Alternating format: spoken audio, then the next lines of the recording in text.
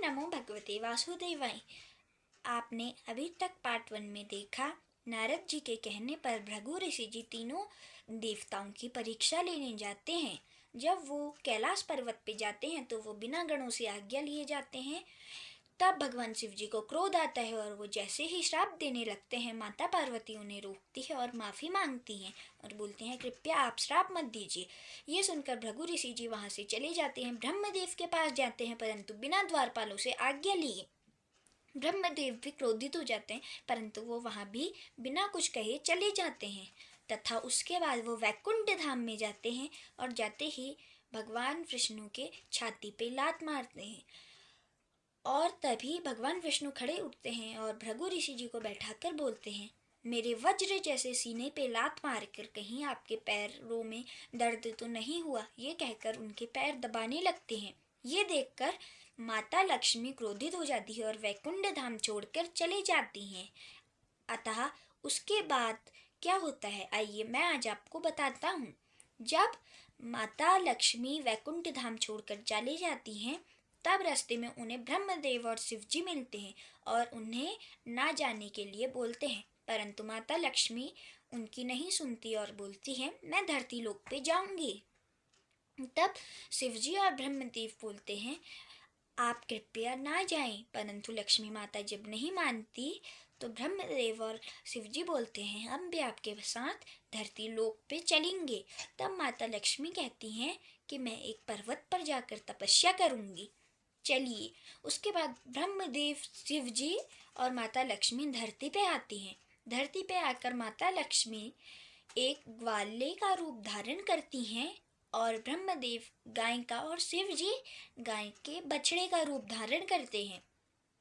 माता लक्ष्मी उन दोनों को लेकर जाती हैं और एक राजा के पास जाकर बोलती हैं, क्या आप मेरी गाय का पालन पोषण करेंगे? इसके साथ ये बछड़ा भी है, आप क्या इनका पालन पोषण करेंगे? वो राजा कहते हैं, अवश्य मैं इनका पालन पोषण करूँगा।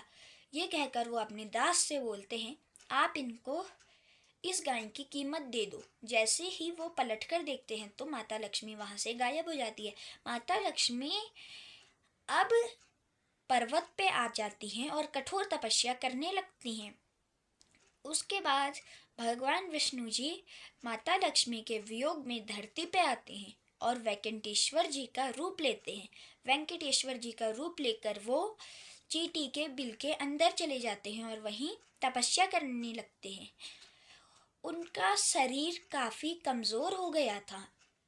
प्रत्येक दिन वो गाय आती और स्वयं से ही उस चींटी के बिल में दूध चढ़ाती और भगवान विष्णु, जिन्होंने वैकुंठेश्वर रूप लिया था, वो उस दूध को पी लेते थे। प्रत्येक दिन ये चलता गया। एक बार राजा बोलते हैं, आखिर गाय इतना कम दूध क्यों दे रही है?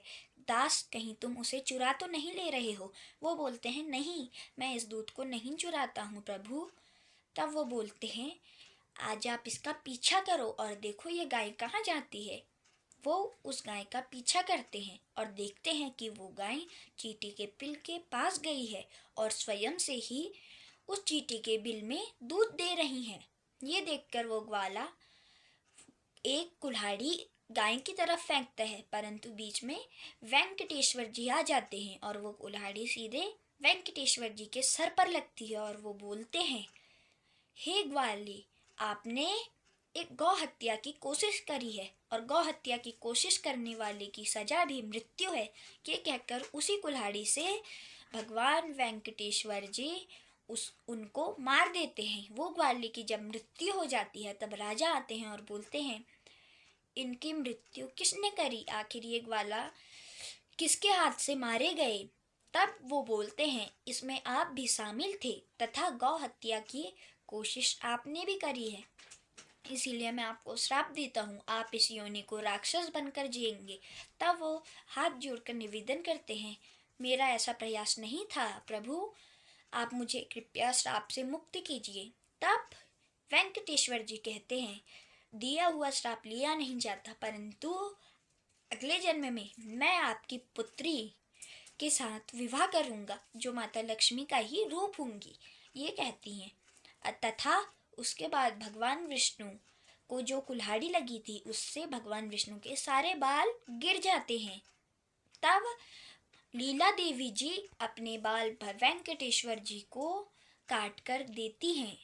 तब वेंकटेश्वर जी बोलते हैं, आपने मेरे लिए अपनी सुंदरता का त्याग किया है, इसीलिए आज से मेरे मंदिर तिरुपति बालाजी में जो भी अपने बाल चढ़ाएगा उसकी हर मनोकामना मैं पूर्ण करूँगा, ये कहते हैं और धरती पे ही रहने लगते हैं।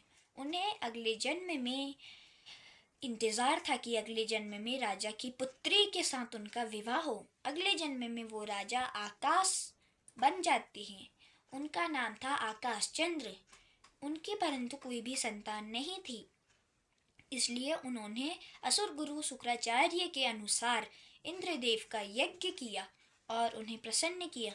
तब इंद्रदेव ने उनसे बोला कि आप धरती पर बीज बोइए, उससे आपकी संतान होगी। इसलिए वो राजा धरती पे बीज बोते हैं, उन्होंने संतान होती है। उन संतान का नाम वो रखते हैं पद्मावती। वो एक कन्या थी। धीरे धीरे पद्मावती बड़ी हो जाती है। एक बार पद्मावती अपनी सहेलियों के साथ वन में घूमने गई थी। वहाँ उन पे एक गाय हमला कर देती है, परंतु वो गाय को आराम से वहाँ से भगा देते हैं। उसी वक्त एक हाथी भी पद्मावती और उनकी सहेलियों पे हमला करता है। वो वहाँ से भागने की कोशिश करते हैं, परंतु हाथी उन्हें भागने नहीं देता। तब वेंकटेश्वर जी आते हैं और हाथी को हराते हैं और उन्हें मूर्छित कर कर वहाँ से भगा देती है। ये देखकर पद्मावती कहती है, ये कितने शक्तिशाली हैं, मैं इन्हीं से अपना विवाह करूंगी। ये कहकर वेंकटेश्वर जी को वो अपने विवाह का प्रस्ताव देती हैं और वेंकटेश्वर जी उन्हें हाँ बोल देते हैं। समय बीतता जाता है। उसके बाद दोनों का विवाह हो जाता है। जब विवाह हो रहा था उसी वक्त माता लक्ष्मी प्रकट होती हैं और बोलती हैं, हे प्रभु, आप दूसरी स्त्री के साथ विवाह कर रहे हैं।